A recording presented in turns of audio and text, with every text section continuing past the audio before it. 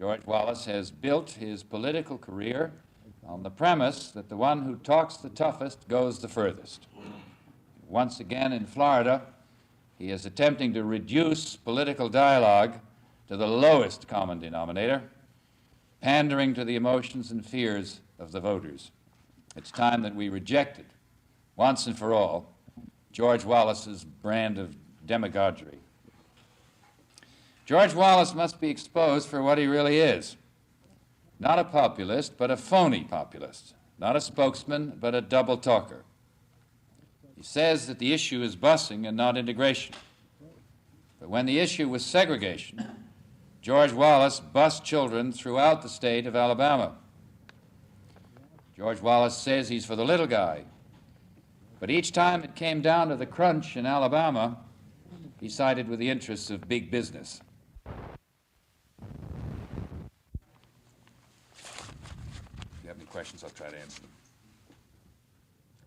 If not, thank you very much. Despite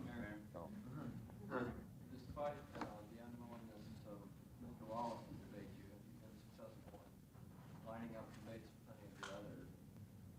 Beginning to say that we appear to have given a lot and gotten very little. Further reaction?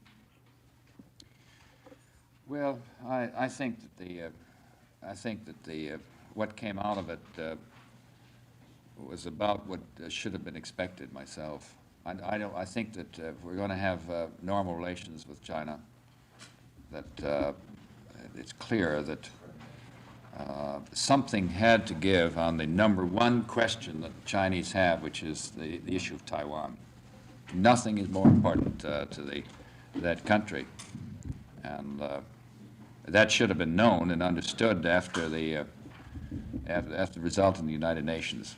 When the United Nations went the way it did, that was a clear signal. And that was because the United Nations, from its Secretary General on down, have believed very